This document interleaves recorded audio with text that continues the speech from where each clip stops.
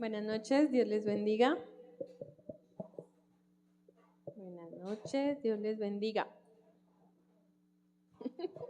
Amén. Vamos a comenzar con una oración pidiéndole al Espíritu Santo que nos guíe, que nos dé sabiduría, que nos abra nuestro entendimiento, nuestro conocimiento, que podamos guardar todas las cosas que Él nos quiere enseñar en esta noche, que su palabra siempre es viva, es eficaz y siempre tiene un propósito. Amén. Amén. Esta noche nos corresponde el tema de cristianismo, pentecostalismo y neopentecostalismo. Ya lo puedo pronunciar, porque no podía pronunciarlo. Para mí era como un trabalenguas. Vamos a hacer como un pequeño recorderis, digámoslo así, de lo que es el cristianismo, de lo que nosotros entendemos, de lo que nosotros practicamos, hacia quién creemos nosotros, de todo lo que nos han enseñado y de alguna que otra cosa que nosotros podamos aclarar o tengamos alguna pregunta. Amén. Entonces vamos a hablar primeramente por qué es el cristianismo. Entonces, primeramente somos cristianos porque creemos en Jesús, ¿verdad? Exacto. Dicen que hay una diferencia entre ser cristiano y ser evangélico. Entonces, el cristiano dice que es la persona que cree en Cristo. Y el evangélico, el evangelista, es el que cree en los evangelios del Nuevo Testamento. Entonces, nosotros vendríamos siendo cristianos evangélicos, porque creemos en Cristo y también creemos en los evangelios, ¿verdad? Entonces, dentro de todo esta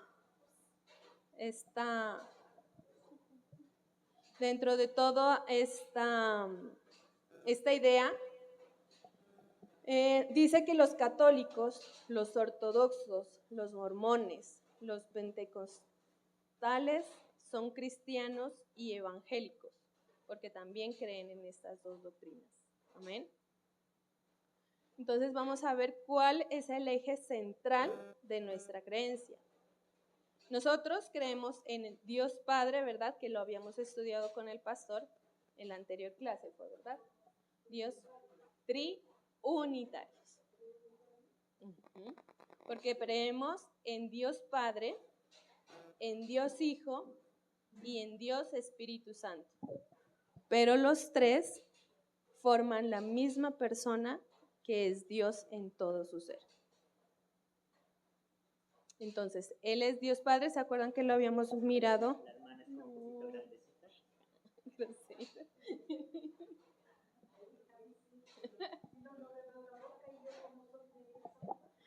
Ya, entonces me coloco el micrófono. Bien. Entonces, como lo habíamos visto en la anterior estudio que teníamos, fue que hablamos sobre Dios como Padre, Dios como Hijo y Dios como el Espíritu Santo que es.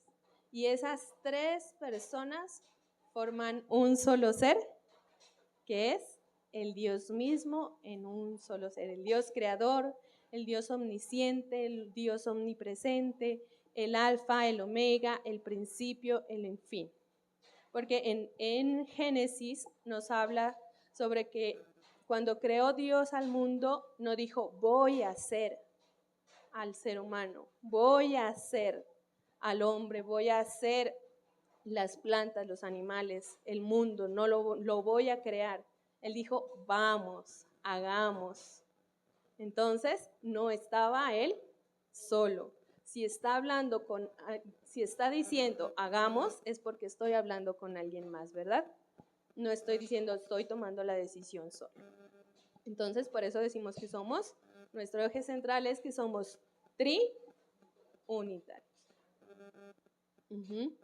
Entonces, nuestro código de ética, la magistral que tenemos nosotros, es la Biblia, por la cual nosotros tenemos ahí plasmados todo lo que son los valores, los principios, por lo cual nosotros nos guiamos para tener una vida, digámoslo, así, una vida de acuerdo a lo que ha establecido Dios. Porque dice que en la palabra que todo lo que Dios hace es bueno. Entonces, todo lo que está plasmado dentro de la palabra siempre será bueno para nosotros. Todas las, digamos, limitaciones que están plasmadas allí no es para hacernos el mal, sino para nuestro beneficio, porque nos libra de muchas cosas, digamos, lo que pueden estar acarreando con esas malas decisiones que podamos tener. También habla que Jesús es el Hijo de Dios, que Jesús es el Mesías que fue anunciado, Jesús es la persona en quien se plasmó todas las cosas que se hicieron desde el comienzo, ¿no? Porque dice que Él es el Verbo. Entonces, como es el Verbo, es el que realiza todas las cosas. Por medio de Él fueron hechas y para Él fueron hechas y entregadas. Entonces dice que el Mesías fue anunciado desde el Antiguo Testamento. Y todas las cosas, cuando Dios creó al hombre, ya Él miró que iba a pecar. Entonces hizo, como decir, un plan B, para que nosotros pudiéramos acceder a esa redención, a esa salvación y a ese perdón, donde nosotros podamos llegar nuevamente a tener la comunión con Dios que se perdió ahí en el pecado que cometieron Adán y Eva, que fue no obedecer lo que Dios había mandado. Entonces dice que el Mesías fue anunciado en el Antiguo Testamento y en el Antiguo Testamento hay muchas profecías, muchas cosas que se realizaron que vienen siendo una forma donde Dios les iba mostrando todo lo que Jesús iba a hacer en la cruz por nosotros. Entonces, todo lo que en el templo, en el tabernáculo, todas las cosas que Moisés estuvo haciendo, todas las cosas que los profetas estuvieron diciendo, fueron de acuerdo para que se cumpliera todo eso, se cumpliera solamente en una sola persona, porque nadie más lo podía hacer. También nos habla que ser cristiano habla sobre lo que siempre seremos discípulos del Maestro. ¿Y quién es nuestro Maestro? Es Cristo. Entonces siempre seremos discípulos de Él.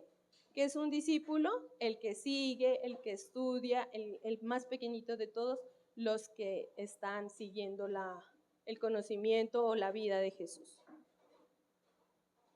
Vamos a hablar sobre los principios básicos del cristianismo. La fe en Jesucristo. Traje ¿qué es? A revisión algunos textos de que hablan sobre la fe en Jesucristo.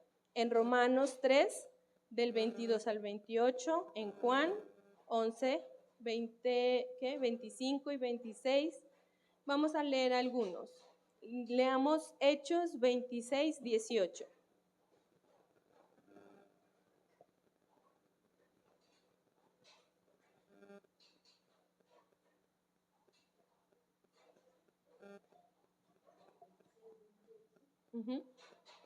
Hechos 26, 18, perdón. 26, 18.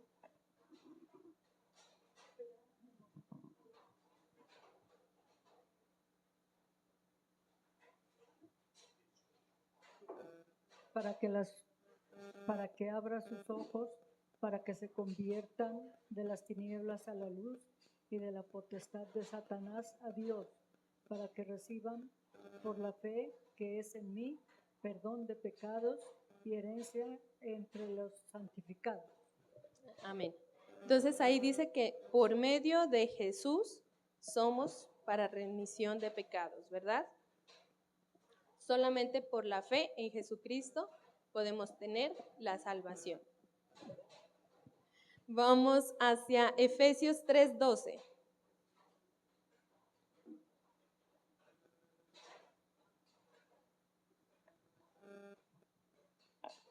No sé si no se alcanza a ver. 12. El 3:12. 12, ¿no? 12. En quien tenemos seguridad y acceso con confianza por medio de la fe en Él. Ujú. 12. Ujú. Exacto. Solamente que tenemos acceso únicamente por tener la confianza y la fe en Él. Tenemos acceso a esa salvación. Tenemos acceso a ser hijos de Dios. También hay Timoteo, habla en Juan, en Gálatas, Romanos. Todos estos versículos nos hablan sobre la fe en Jesucristo. Nos hablan sobre cómo solamente a través de Él podemos llegar a ser salvos, que no hay ningún intercesor, ningún mediador aparte de Él. Nos habla también otro principio que es el arrepentimiento.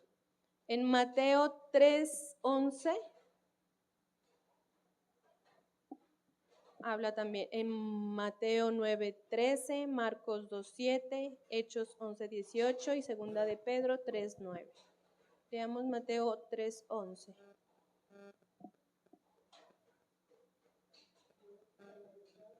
Bautizo en agua para arrepentimiento, pero el que viene tras mí, cuyo calzado yo no soy digno de llevar, es más poderoso que yo.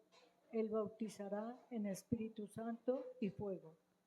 Amén. Entonces, a través de todas las enseñanzas que Dios y Jesús hizo aquí en sus 3 años de pasaje por aquí por la tierra para enseñarnos qué era lo que debíamos saber, de lo que debíamos aprender, de lo que debíamos conocer acerca de Él y del reino del Padre, entonces nos llama sobre el arrepentimiento, que debemos arrepentirnos de nuestros pecados y llegar siempre a la presencia de Dios, buscando siempre estar reunidos en comunión con Él. Vamos en ¿qué es otro principio en el bautismo? En Hechos 1:22.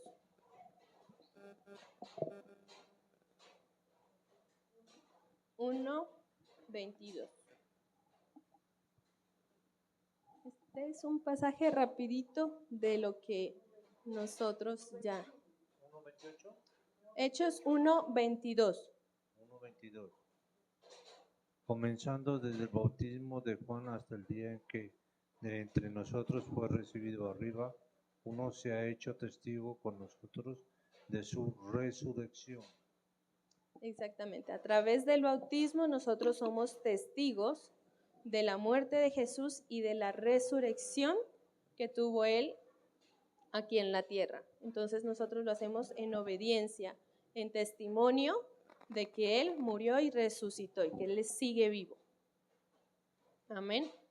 Dice otro principio, la recepción del Espíritu Santo.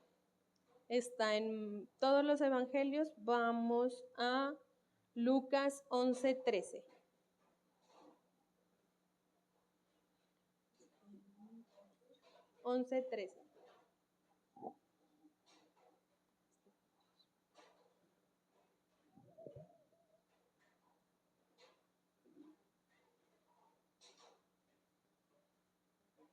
Pues así vosotros, siendo malos, sabéis dar buenas dádivas a vuestros hijos, cuanto más vuestro Padre Celestial dará el Espíritu Santo a los que se lo pidan.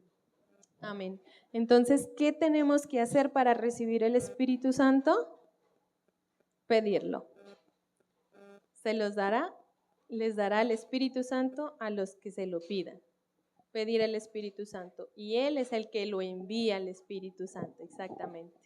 Y a anhelarlo el Espíritu Santo. Vamos a Hechos 8, del 15 al 17. Ahí está más claro. Hechos 8, del 15 al 17.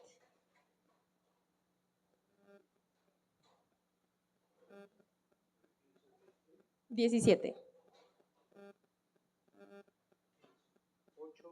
15, ajá, y 10 al 17. Los cuales, habiendo venido, oraron por ellos para que recibiesen el Espíritu Santo, porque aún no había descendido sobre ninguno de ellos, sino que solamente habían sido bautizados en el nombre de Jesús. Amén. Entonces ahí dice que cuando ellos aceptaron a Jesús, conocieron de que Jesús era el Mesías, ellos recibieron a Jesús como su Señor y Salvador, pero no habían recibido todavía el Espíritu Santo. Entonces, ¿qué hicieron? Pidieron por Él para que llegara a esas personas, para que llegara hacia los que todavía no habían sido bautizados con el Espíritu Santo. Amén. Ahora sí vamos a recordar un poquito sobre lo que es el estatus legal en el cristianismo. ¿Qué es lo que nos hace legalmente delante de los hombres, digámoslo así, y delante de del ámbito espiritual? ¿Listo? Entonces vamos a ver el estatus legal en el hombre. Somos justificados. ¿Qué es la justificación? Es reivindicarnos, volver hacia lo que se había perdido, digámoslo así. Es absolver, perdonar. Es una persona que ha sido justificado, quiere decir que ha sido puesto en libertad. Entonces, por eso ahí la palabra nos dice que nosotros somos cautivos del pecado. Entonces, cuando somos justificados, somos puestos nuevamente a libertad. Y somos hechos puros delante de Dios nuevamente. Y cualquier pecado o culpa de pecado ha sido absuelta. Está en Hechos 13, 38, 39, en Romanos 7. Miremoslo en Hechos 13 a 38. 13, 38 y 39.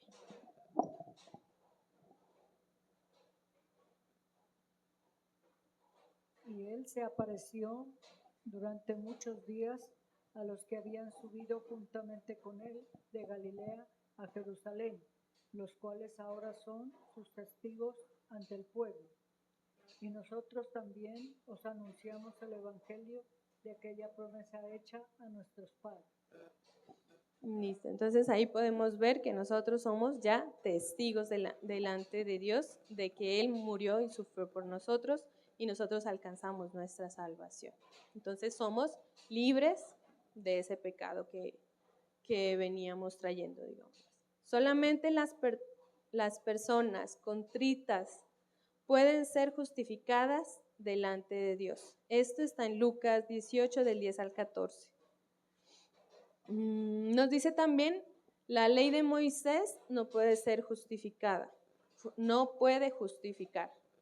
Entonces habla acerca de los 10 mandamientos que fueron establecidos, porque los 10 mandamientos no podríamos cumplirlos a su totalidad, ¿verdad? Porque siempre como seres humanos no podemos ser perfectos y cumplirlos a cabalidad. Entonces, por medio de la ley de Moisés no podríamos justificarnos. La justificación es posible solo a través de la gracia, revelada de Dios mediante Jesucristo. Solamente por la gracia que fue inmerecida en esa cruz, por su sangre, por su cuerpo entregado, somos merecedores de esa justificación y de ese perdón de todos esos pecados. Y también somos justificados por la fe, principalmente. Ahora sí vamos a ver, perdón, sí. Pregunta. En el Antiguo Testamento, como todavía no venía el Señor Jesús, ¿cierto?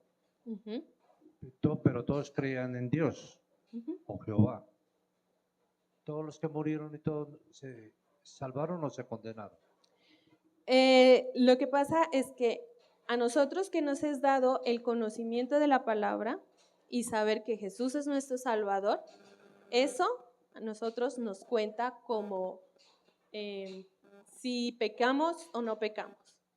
En el Antiguo Testamento a ellos los juzga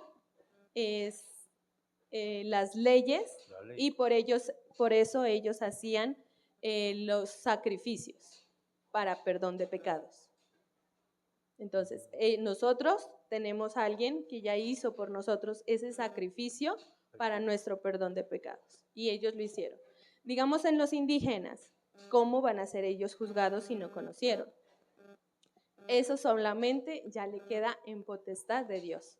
Y ya serán juzgados de acuerdo a sus normas y a sus leyes, de acuerdo a lo que ellos tenían establecido. Y ya queda en la potestad de él, de decir, porque no habían quien les comparta, no sabían de Jesús. Entonces solamente Dios tiene la potestad de decirle, tú eres salvo o tú no eres salvo. Y como hacía expiación de los pecados, el sacerdote en ese entonces. Exactamente, Entonces quedaban todos absueltos de pecado. porque él pedía Porque perdón, él exactamente, pedía perdón por todo el pueblo. por todo el pueblo, por los pecados de todo el pueblo. Entonces sí eran salvos. Ujú. Pues ahí se...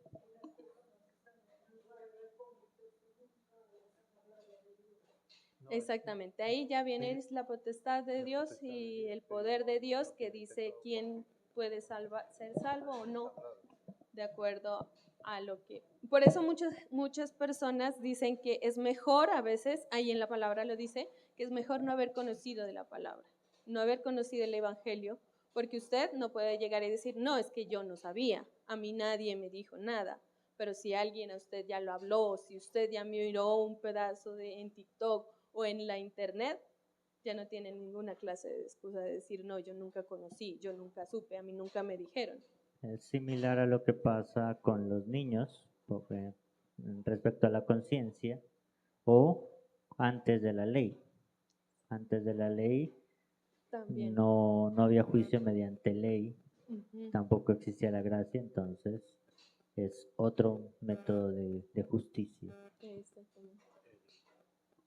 El pecado existe por la ley, ¿no es cierto? El Porque pecado cuando existe por la ley. Porque la ley me hace decir que es tal cosa es pecado.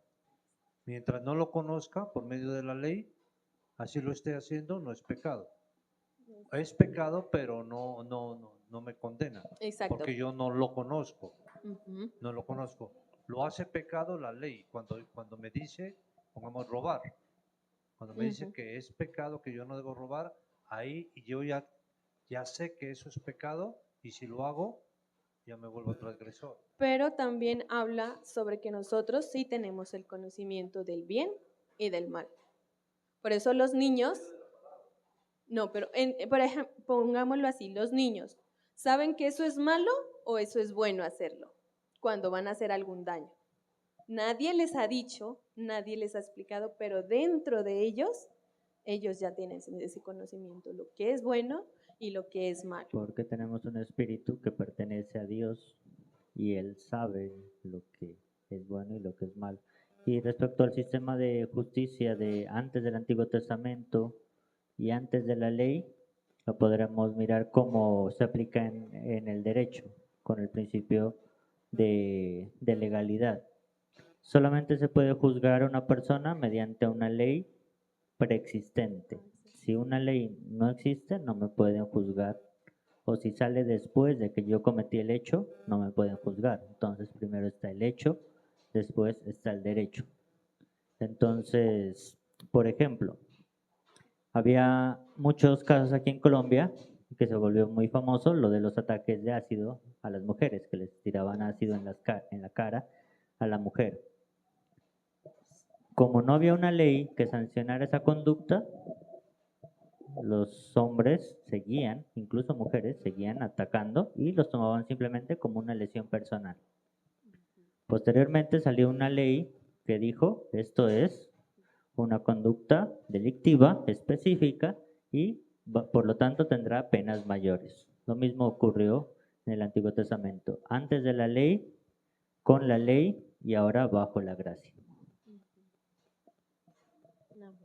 Amén. Gracias por la aclaración, pastor.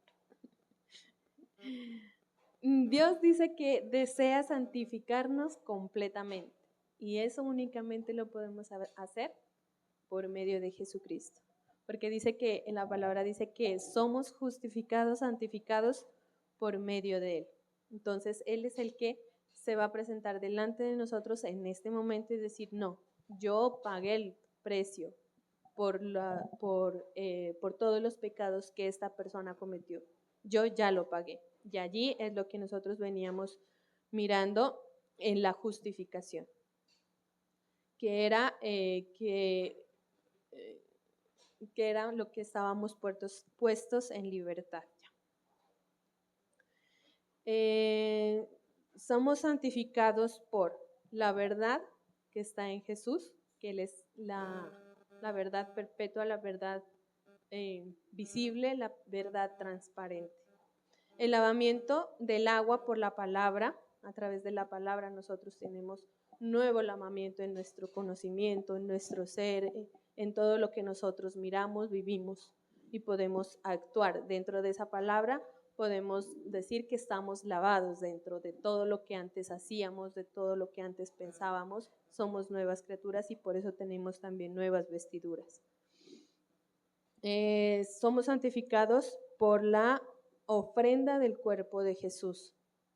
Entonces, porque Él murió en la cruz, porque Él entregó su vida allí, su sangre, y entregó todo lo que Él era, como un ser divino, como un Dios, entregó todo allí en la cruz. Entonces, por eso, por esa ofrenda de ese cuerpo y de ese ser, fuimos justificados y santificados. Por la sangre del pacto y el llamado del Evangelio. Entonces, ¿somos santos? ¿Somos santos o no somos santos? ¿Sí somos santos? ¿Por qué?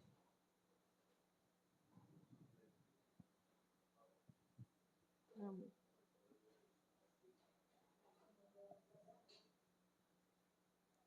Principalmente por la ofrenda que Jesús hizo allí en la cruz. Al entregar eso, ya todos somos santificados, pero aceptándolo a Jesús como nuestro Señor y Salvador. Ahora sí vamos a hablar sobre la redención o cómo fuimos redimidos. Redimir es pagar un rescate. Si estábamos, para pagar un rescate, primeramente tenemos que estar encarcelados o enclaustrados o podemos estar presos, ¿verdad? Entonces, para pagar un rescate o estamos secuestrados, digámoslo así. Estamos secuestrados por el pecado porque no nos deja salir, queremos escapar, pero no nos deja, nos tiene retenidos ahí. Entonces, para liberarnos de esa esclavitud y de esa maldición fue que Jesús vino aquí a la tierra para nosotros poder ser salvos, podernos liberar. En Gálatas 3 y 4 dice que el creyente es descrito como habiendo sido redimido de la maldición de la ley y le da los plenos derechos como un hijo de la promesa. Nosotros somos hijos de la promesa. ¿De quién? De Abraham. A él se le dio la promesa, ¿verdad? De que él iba a ser padre de multitudes, padre de grandes naciones. Entonces somos esa promesa. Y entonces, cumpliendo esa promesa, en Gálatas describe que nosotros fuimos liberados de esa maldición, que fuimos redimidos. Por eso se dice que Jesús pagó el rescate por nosotros. El precio de la redención, fue la sangre preciosa de Jesús allí en la cruz. ¿Por qué fue preciosa? Porque fue la sangre de Dios mismo, porque fue a través del Espíritu Santo que concibió María. No hubo exactamente, no hubo concepción de los hombres directamente, sino una concepción divina. Entonces, por eso se dice que la sangre preciosa de Jesús fue la que tuvo el poder para podernos pagar ese precio tan alto que se debía pagar para toda la redención de la humanidad. La redención es la liberación de toda iniquidad para que sirvamos al Dios vivo. Hemos sido rescatados a un costo incalculable y estamos en deuda para siempre con Dios. Todo lo que lo aceptamos, podríamos decir que estamos en deuda con Él, ¿verdad? Pero sabemos que esa deuda es por gracia y fue un regalo hacia nosotros. Entonces, cuando nosotros recibimos eso, por eso siempre tenemos ese anhelo de servir, ese anhelo de conocer, ese anhelo de buscar que otras personas más conozcan. No es porque le estamos debiendo en sí como decir monetariamente, y bueno, hasta que yo le pague a usted, usted no es libre también, porque seríamos esclavos de una deuda, ¿verdad? Entonces, por eso somos libres y ese costo fue incalculable.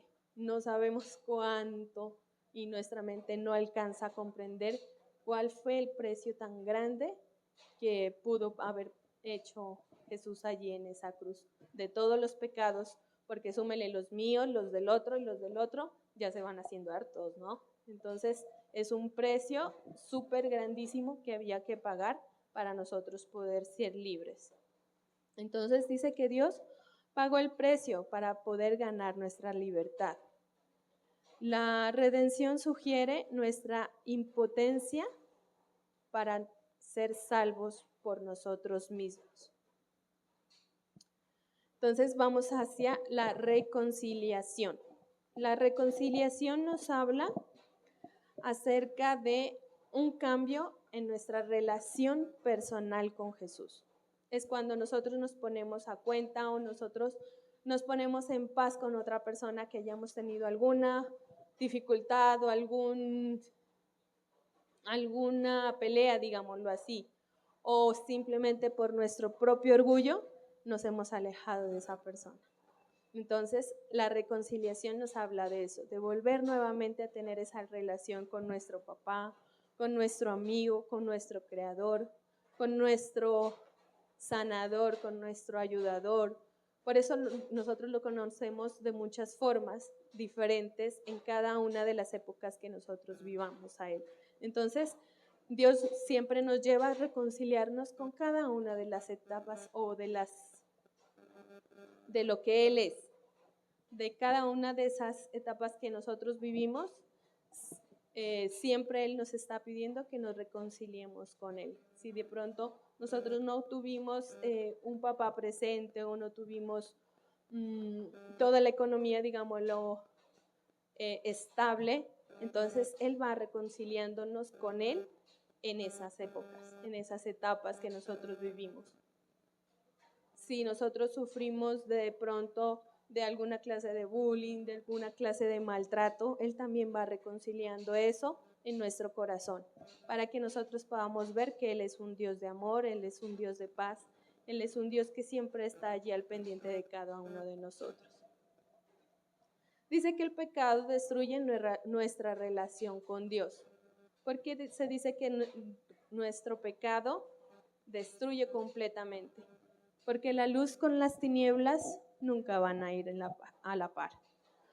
Siempre, todo el que está en pecado, dice la palabra, que siempre será el enemigo de Dios, porque Dios no está donde está la maldad, donde está el pecado, donde está todo lo que nos aparta de Él. Amén. Dice que la muerte de Jesús es la demostración de todo su amor por nosotros. Él abre la puerta de nuestra relación con Dios cada vez que una persona ha abierto su corazón para aceptarlo a Él como su Señor y su Salvador, entonces Él es donde abre esa puerta para nuevamente reconciliarse con esa persona, reconciliarse con ese niño que puede estar herido, que puede estar dañado, que puede estar sufriendo. Amén. Ahora sí vamos a hablar sobre el tema del pentecostalismo. Todavía me cuesta un poquito pronunciarlo. Los que venden costales allá afuera. Exacto. Por eso me trato de mirar en costalismo, entonces ya lo pronuncio bien. Entonces, habla de que en el siglo XIX se dio un avivamiento, fue principalmente en los Estados Unidos, fue en de 1901 a 1906 aproximadamente que se dio ese nuevo avivamiento y se realizó en unas 3 etapas, digámoslo así, o 3 avivamientos que hubo, que fueron las llamadas las 3 olas. Entonces, en la primera ola o en el primer avivamiento, de allí sale que es un Dice, en Estados Unidos a principios del siglo XIX, con una especie de avivamiento revival religioso, se le ha caracterizado a partir de una de sus doctrinas principales, que es la glosolalia o el don de hablar en lenguas. Entonces, ellos dicen que su principal fuente, digámoslo, de reconocimiento de que usted aceptó a Jesús y de que usted es bautizado por el Espíritu Santo, es que usted hable en lenguas. Si usted no habla en lenguas, es porque usted todavía no ha recibido ¿qué es? El bautismo en el Espíritu Santo. Entonces, nosotros, de acuerdo a lo que nosotros habíamos mirado anteriormente en el recorderis que hicimos, nosotros simplemente el bautismo lo hacemos como un Señal. paso, una señal, un testimonio de que nosotros hemos conocido el Evangelio y aceptamos a Jesús como nuestro Señor y Salvador.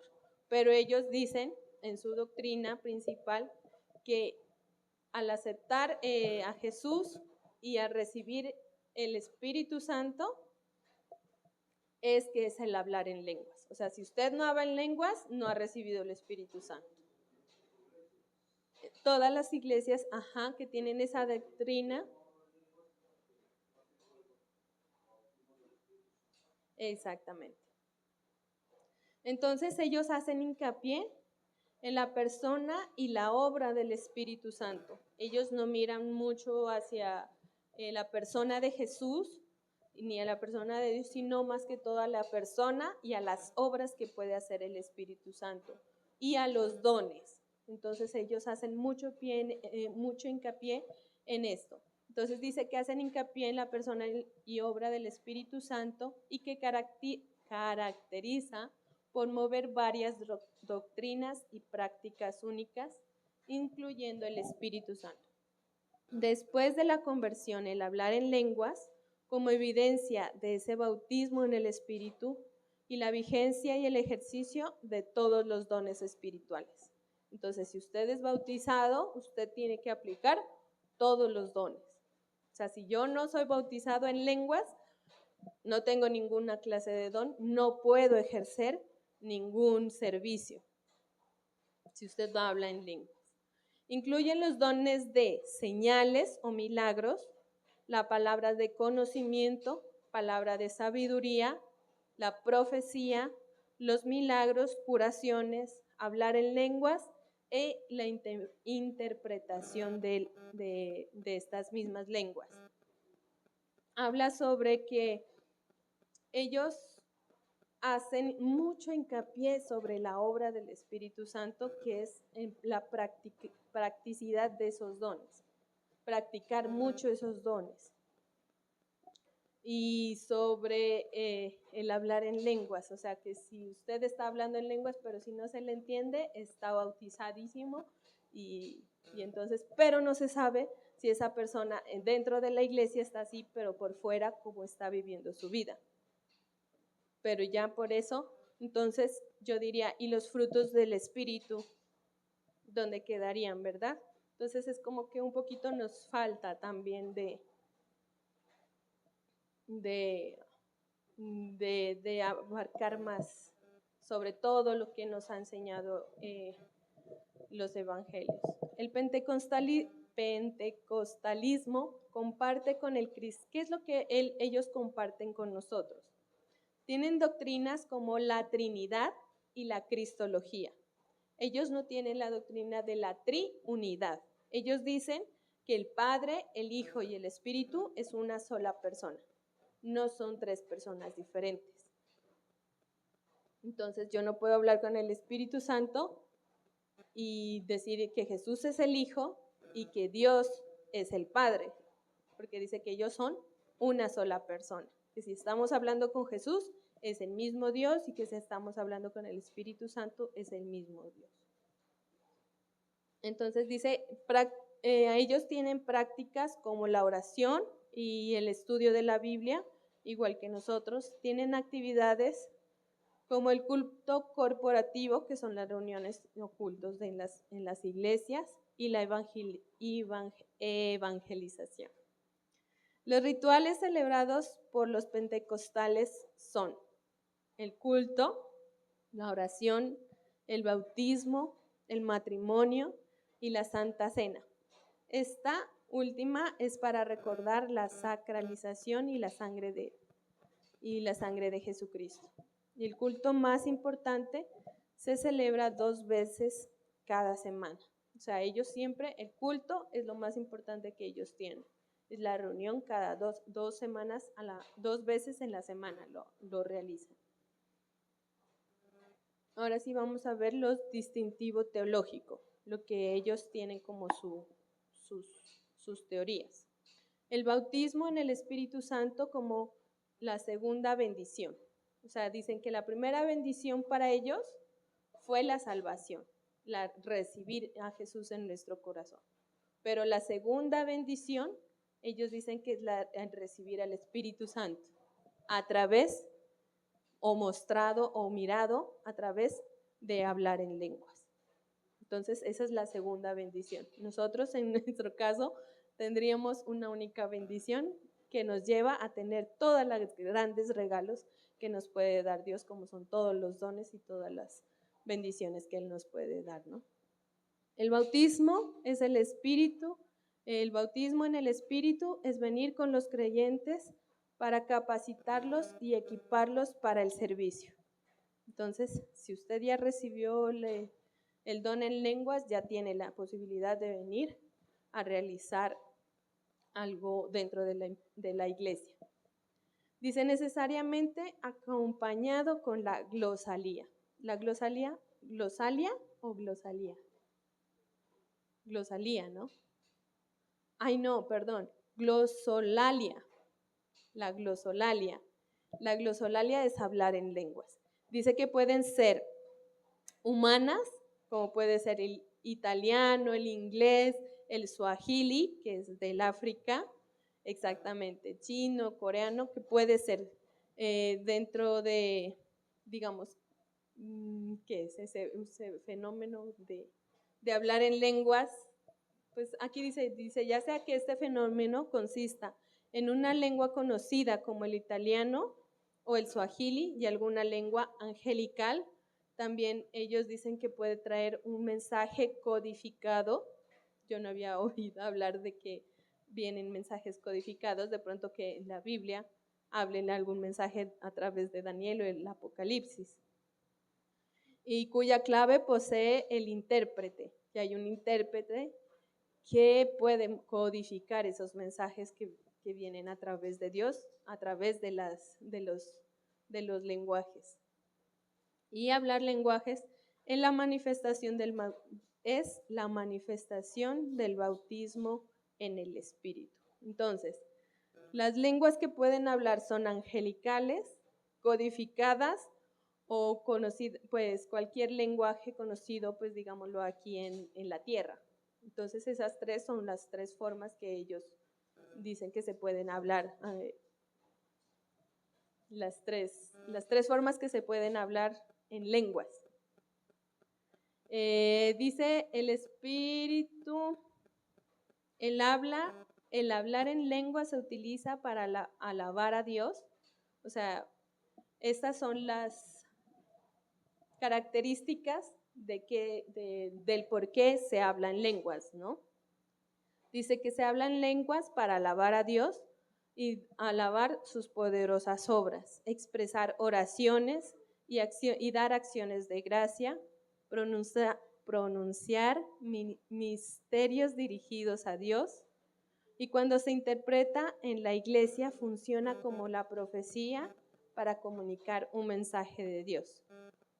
Eso sí se lo había hablado y sí lo teníamos como presente aquí dentro de la iglesia sobre esto. Lo que sí no sabía que habían mensajes codificados.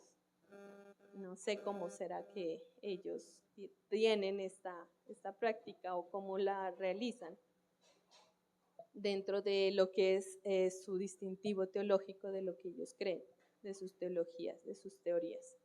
Esta posición sostiene que el Espíritu continúa dando a la iglesia todos los dones espirituales, incluyendo los llamados dones de señales, milagros, palabra de conocimiento, palabra de sabiduría, la profecía, los milagros, las curaciones. Las curaciones vendrían dentro de los milagros, ¿verdad? O las sanidades, sí, ¿no? Sanidades, hablar en lenguas e interpretación de lenguas, y algunos también incluyen el exorcismo. Ellos practican dentro de sus iglesias, practican lo que es el exorcismo. Por eso hay muchos videos que hemos visto, no sé si ustedes los han visto, de mujeres, de mujeres, hombres, que están realizándole un exorcismo, y mucha gente se burla de eso. Pero la verdad, solamente a Dios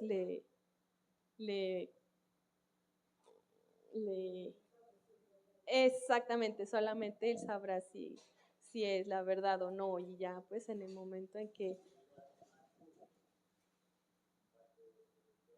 exactamente ellos lo hacen más público y más, sí, más público, ¿no? Exacto, me quito la palabra de la boca, como si lo tratan como de hacerlo como más show y todo, o nosotros lo podemos ver así como si fuera un show, pero para ellos de verdad lo están viviendo, lo están experimentando en ese momento. Entonces dice, en consecuencia, los miembros de la iglesia ejercen sus dones de enseñar, dirigir y dar junto con la comunicación de las revelaciones recibidas de Dios por medio de la profecía y el hablar en lenguas, y también interpretarlo, ¿no? Interpretar estas lenguas. Estas doctrinas, pues lo que habíamos hablado, niegan la doctrina de la Trinidad, que el Padre tiene una voluntad, el Hijo tiene una voluntad y el Espíritu Santo tiene una voluntad. Dice, los pentecostales trinitarios no creen que son tres personas diferentes. La Trinidad no afirma que existen tres dioses, sino solamente uno. Entonces dicen que solamente existe un Dios. O sea, sí conocemos que Dios es un solo, pero tiene también digámoslo, sus formas, sus atributos, exactamente, como Dios Padre, Dios Hijo y Dios Espíritu Santo. Pero ahí también hay cristianos pentecostales trinitarios que se asemejan mucho pues a lo que nosotros hacemos, con la diferencia de la Trinidad a la Trinidad, y están también los pentecostales unitarios. Unitarios, los Que unitarios. esos son los cristosolos. O sea, solamente Jesús. ¿Ellos vendrían siendo los mormones? No, los mormones siguen más el libro de Mormón, libro del Mormón, como ese profeta. sí, completo. Pero los pentecostales unitarios es solamente Jesús, como los testigos de Jehová, que solamente es Jehová, y Jesús como hijo, pero no como Dios, sino como hijo. Ellos es solamente Jesús, no reconocen las demás figuras, los pentecostales unitarios. Ahora sí vamos a ver sobre el neopentecostalismo. El neopentecostalismo salió aparte en las épocas de 1970 y 1980, y viene como la rama de lo que fueron los pentecostales, pero ya por motivos económicos, por motivos políticos, por el crecimiento de la tecnología y todo eso. Entonces ellos también fueron evolucionando, digámoslo así, en sus creencias, pues no en sus creencias, sino en sus prácticas o liturgias dentro de las iglesias. Entonces, esto se realizó en la tercera ola que se presentó, o tercer movimiento, en 1970 y 1980, y comenzó en los Estados Unidos. Dice que fue aproximadamente en México donde se presentó esto, y también en los países latinoamericanos. Entonces, de allí salen muchas iglesias. de las que ahora se conocen, y también dice, es una tradición religiosa protestante o evangélica que funciona doctrinas pentecostales y reformadas, como la llamada, allí es donde aparece la teología de la prosperidad. Entonces, como ya iba evolucionando el capitalismo, llegó la industria, llegó todo esto, entonces ellos también fueron implementando cada una de estas cosas hacia sus iglesias. Entonces ya no se hablaba de que las personas tenían la capacidad de vivir con lo que tenían y vivir una vida no con límites, sino con una vida nivelada, digámoslo así, una vida normal, que no sea, sino que ya ellos ya empezaron a pensar en que la gente ya podía tener más, la gente ya podía crear más empresas, la gente podía practicar lo que se llaman los pactos dentro de las iglesias. ¿Para qué? Para que Dios les pueda bendecir más. Y si daba algún resultado, entonces ya decían que eso ya venía por parte de las bendiciones de Dios. Entonces la teología de la prosperidad era como decir el pago de favores divinos, de una nueva significación a la riqueza. Le daban un nuevo significado a la riqueza, al consumo y al trabajo. ¿Por qué tenían que hacerlo? Porque pues ya la gente ya estaba saliendo, digámoslo, de lo que es la agricultura, la ganadería del campo hacia las ciudades, hacia la producción, hacia las empresas. Entonces ya se miraba mayor capacidad de adquisición de las personas.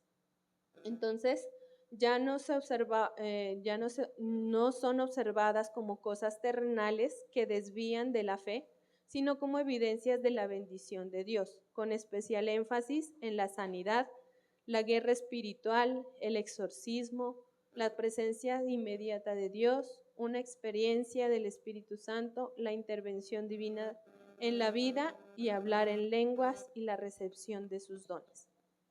Entonces, ellos siguen trayendo todas ¿qué es? Toda su teología de los pentecostales, sino que simplemente adquirieron un cambio en sus prácticas dentro de las iglesias. También llegó la confesión positiva, lo que es los coaching, que llaman, cochinos, la iglesia apostólica, el ministerio profético, la sanidad divina, el proselitismo mediático, que el proselitismo es la llamada a las mega iglesias, ¿no? A las iglesias grandes, que es atraer mucha más gente hacia las iglesias. La incursión política, ya empezaron a participar dentro de las políticas de un país, digámoslo, por ejemplo, el partido Mira, sí, no, ¿verdad? El Mira es, aquí en Colombia, ellos ya están dentro del gobierno, digámoslo así. Entonces, la política, el impulso del pastorado femenino, allí también empiezan las mujeres a poder evangelizar, a poder ser pastoras dentro de las organizaciones. Porque como antes sabíamos, solamente los hombres eran los que podían ejercer el pastorado, no por un machismo, sino por lo que así lo habían establecido, ¿verdad? Pues por orden el pastor es el hombre. Dentro de Porque la es la iglesia cabeza de la cristiana, iglesia. pues se le permite ejercer el pastorado a la mujer bajo cobertura de un pastor hombre, pero no una pastora, la directora de un ministerio como tal. Hasta ahora sigue siendo eso. No, pues, es el modelo. Exactamente, es el No, hasta modelo ahora que se se estableció y se ha establecido. Pero yo creo que viene porque dice que la cabeza de la mujer siempre va a ser el hombre, ¿verdad? Y la cobertura y la protección y la bendición viene de Dios hacia los hombres y de allí viene hacia las mujeres. Dios lo estableció así, Dios sabrá ¿Por qué motivo, verdad? Porque Él nos creó con todas las capacidades, hombres y mujeres, pero distintamente de hombres y mujeres. Es nuestro vivir, nuestra capacidad siempre es diferente. Entonces, el ministerio profético, la sanidad divina, el proselitismo mediático, la incursión política, el impulso del pastorado femenino, la implementación de las megaiglesias, el uso de la magia. No sabía. No sé si lo de la magia viene siendo como lo de el pañuelo, que tiene la Actos bendición, el mágicos agua. religiosos, en Sí. donde sí, puede ser los pañuelos ungidos, los mantos ungidos, la Eh, venta de aceites, hay iglesias que venden supuestamente la sangre de Jesús, pedacitos de la cruz de Jesús, Exactamente, eso le iba a decir. entonces todo este tipo de cosas, o también actos más tirados al ocultismo como la inclusión de hipnosis dentro de las ministraciones, control mental y todo Ajá, lo demás. aquí también se habla sobre el culto emocional, entonces que ellos lo hacen a través de luces o a través de aromas, ellos también, o de sonidos, también ellos incursionan también en eso de trabajar mucho con las emociones de las personas, Ellos en sí la música, ellos los sí danzan instrumentos. todos. No sé si hay un pentecostal que no dance, pero todos esos son una fiesta andante. Ujú. Sí. O sea que nosotros no podemos ir a predicar así suavecito porque allá es a No. los gritos, todo es con energía, Sí. supremamente enérgicos y más tirando a la emoción. El culto emocional. Ujú. Y también el liderazgo carismático, elementos que han aparecido progresivamente a partir de la década de los 80 en el seno del protestantismo latinoamericano. Entonces, en los latinoamericanos se ha visto con mayor apertura, digámoslo, hacia este nueva, ¿qué es? Nueva corriente del Neopentecostalismo. neopentecostalismo. Los carismáticos también es una corriente que ahora ha penetrado ya en el catolicismo también. Ahora hay católicos carismáticos. Ese fue en la segunda ola que hubo en el segundo avivamiento, es donde salen lo que son los católicos y los anglicanos. Los anglicanos son en Europa, se dieron esos. También tienen practican, digamos, lo que son los siete, ¿cómo se llaman? Los siete, el matrimonio, los 7 sacramentos que tiene el catolicismo, los anglicanos tienen los dos, lo que es el bautismo y lo que es el matrimonio y el bautismo. Pero sí practican, exactamente, los dos son católicos, pero sí practican, los anglicanos practican los siete sacramentos. Y el problema Perdón, ¿cuál era? ¿el cuál? El carismático. El Pues carismático. hay pentecostales Dentro- carismáticos, cristianos carismáticos, católicos Mm. carismáticos. Y son como la iglesia más chévere donde pues salvo siempre salvo, entonces puedo hacer lo que quiera porque Bandera verde. ya soy salvo. Entonces Puede hacer lo que quiera y hagamos lo que todo por queramos. gracia. Todo es lícito. Llevan a Pues, la gracia al otro extremo. claro. Pues la libertad se llama libertinaje cuando uno se pasa, ¿no? La gracia, el pasarse de la gracia, ¿cómo se llamaría? Gracias. Pasa los límites de la gracia Ujú. y Mm. sobrepasa el amor, porque o sea, nosotros no pecamos por imposición, Ujú. no pecamos por amor.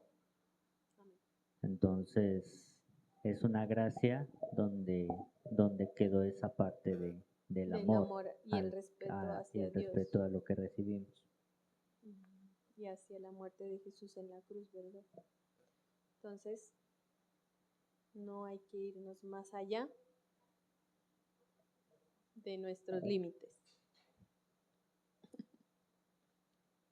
Entonces, eso era un poquito entrando a lo que es el cristianismo, viendo la diferencia con el pentecostalismo y el neopentecostalismo que se ha venido en este tiempo, que es desde 1901 hasta pues, la actualidad, digámoslo, hasta 1980, donde se dio la tercera ola. Y también ahí salen, en la tercera ola es donde salen los carismáticos, sí, sí, donde salen y van cambiando y van transformando las cosas y se van apegando a las cosas pues que van transcurriendo dentro de las iglesias y de los cultos religiosos dentro de los lugares donde asistimos. Más que todo sería como eso, y mirar de que de todas las cosas pues que nosotros hemos aprendido y de todas las cosas que se están presentando, las cosas que se presentarán y que vendrán más adelante, y allí es donde deberemos establecer y decir de que nuestra fe no deje de crecer, se mantenga, y nuestra claridad en lo que creemos, la claridad de lo que nos ha enseñado a través de la palabra y lo que hemos aprendido en todo este tiempo, pues como hijos de Dios, principalmente como eso. No desviar.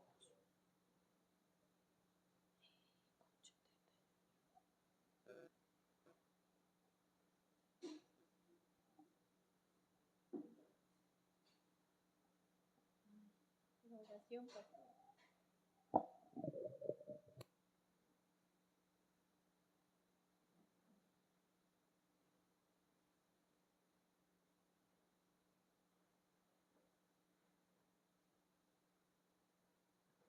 Vamos a orar por las ofrendas. Dios, Padre Todopoderoso, te damos gracias, Señor, en primer lugar por esta enseñanza, por haber derramado el poder de tu preciosa sangre en tu Hijo Jesucristo y el poder de tu Santo Espíritu sobre nosotros, tu iglesia. Tú dices, donde hay dos o tres, ahí estaré en medio de vosotros, y así lo has hecho. Y a través de tu Santo Espíritu, a través de tu palabra, a través de nuestra hermana, nos has enseñado, tu palabra nos has dado discernimiento, inteligencia, sabiduría para entender. Y más que todo, gracias porque pase lo que pase, venga lo que venga, salgan nuevas doctrinas, nuevas cláusulas, lo que sea, nosotros, tu iglesia, tu verdadera iglesia, estamos cimentados en la roca que es Cristo Jesús, que con el poder de tu Santo Espíritu nos mantendrás firmes para que no nos desviemos ni a izquierda ni a derecha. Gracias, Padre amado, también por los diezmos. Señor, que lo damos, Señor, con nuestro corazón, con agradecimiento perpetuo en nuestros corazones, Señor, porque de ti viene y a ti van, Señor, en agradecimiento nuestros diezmos, porque todo viene de tu mano. En el nombre de Jesús te damos las gracias, la gloria y la honra sean para ti. Amén, amén y amén.